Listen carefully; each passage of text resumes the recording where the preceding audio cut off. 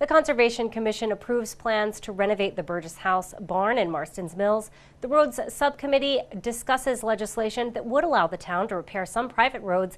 And we hear from Police Chief Paul McDonald. These stories and more on this episode of Barnstable Today. It's Tuesday, March 25th, 2014. I'm Sarah Mannel.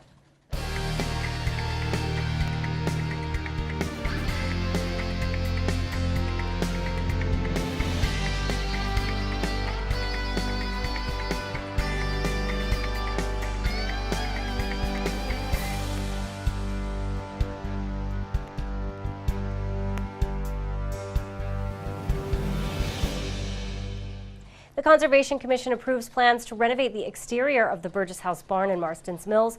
Mark Marinaccio with the Department of Public Works described the project in detail for the Commission before the vote. Install a new red cedar shingle roof system, restore the exterior wall framing and side walls, shingles as required, restore the existing windows, replace overhead doors with historically accurate replications, and adjust grade and clear away brush. Basically make the building watertight so that we no longer have deterioration. And of course, here's the budget that you already have for a total of $193,849.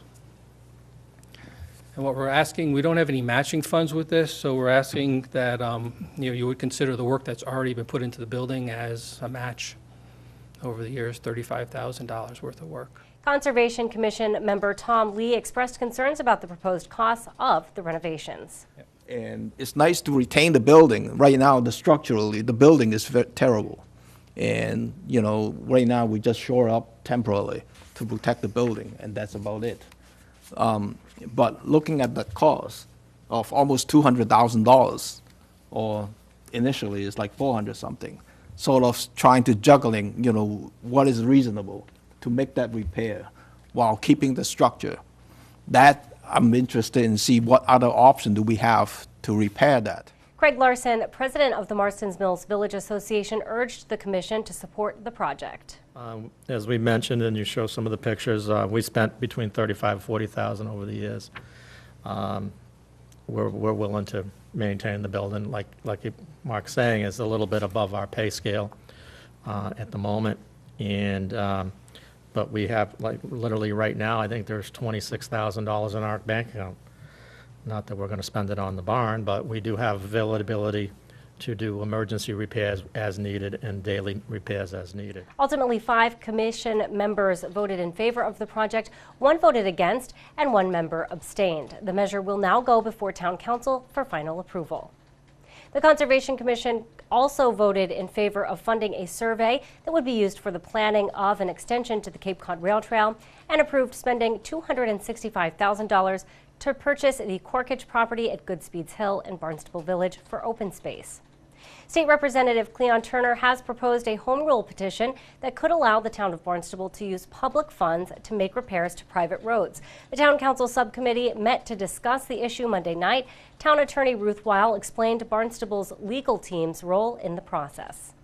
In reviewing Representative Turner's legislation, we realized there were policy decisions that had to be made by the Town Council before we could go forward. So we gave you one from column A, 2 from column B choice, and I think those decisions have to be made before the final legislation can be proposed. The legal team spent time reviewing Representative Turner's legislation and presented the Roads Subcommittee with recommended actions for change. David Houghton, I think, did a great job in drafting this checklist. What we were charged with by this subcommittee is to review the legislation and make any sort of legal analysis. And as a result of our review, we realized that even in the legislation as presented, there were questions that had to be answered before it could be moved forward. So it is Cleon Turner's legislation as proposed raised certain questions that we think have to be addressed before it can be moved forward. And then I'll turn it over to Attorney Houghton, who can elaborate. Yes, good afternoon. I guess I would simply add to that if I suppose the more you consider now, the less potential there is for having to seek future special legislation. If you take a basic format, and as you start developing the specifics, you find you need additional special legislation that could potentially delay the process. Take longer to actually get a program in place. But it's that is a choice that you could make, to do something bare bones and develop it on a case-by-case basis. But the flip side to that is, as I said, you might need additional special legislation. I think what we tried to do with this, particularly with the checklist, is develop as many of the issues that we saw and give the opportunity to address those in a single bill or a single petition, rather than multiple petitions. But either one would work. Council Vice President Ann Kennedy had several questions for the town attorney. That if you had the broad, and as what you said, where you could have this broad bill that just says the town of Barnstable can use public funds on private roads, is basically what he had. That was basically his bill, right? No, he had more. He had, for instance, he had a definition of maintenance. He had a definition of what's common usage. Right. He talked about, his bill mentioned that, the town management would have the management, the day-to-day management of the program. So no, there was more in his bill than a simple, the town of Barnstable can spend public money on private roads. The Roads Subcommittee agreed to further discuss the legislation at their next meeting on Monday, March 31st, and are hoping to get an item on the agenda for Town Council's April 17th meeting. It's been a busy week for the Barnstable Police Department. Police Chief Paul McDonald spoke with Barnstable This Morning host Sarah Colvin about the recent pizza robbery in Marston's Mills and other items. We share a portion of that interview with you now. Last week we were talking a little bit about some armed robberies, Yes. namely one at Pizza One Subs 2 in Marston's Mills, and as we've seen in the newspaper, that has been solved, and we learned it was an inside job. Correct. It was arrested. We arrested 3 individuals. One of the female arrestee was Kathleen Lahane. She'd been employed there, I believe, over 6 years. She had orchestrated the armed robbery with her boyfriend, Travis French, and another gentleman named Chris McDonald out of Sandwich. And unfortunately, they messed it all up. They messed the timing. They're supposed to be there at a certain time. He didn't show up on time. She left the cash register. She went out back. Then he showed up. So it went downhill quickly, but the detectives were onto it relatively quickly, and the arrest was made on Tuesday. Indeed, and so what kinds of charges are they facing? Are there additional charges for kind of trying to set something up like this? Well, the serious charge is the armed robbery. It's armed robbery while masked. All 3 of them are co-conspirators. Even though she was not masked, she's still being charged with that because she was a primary conspirator in the event. So they're all facing 20 years in state prison.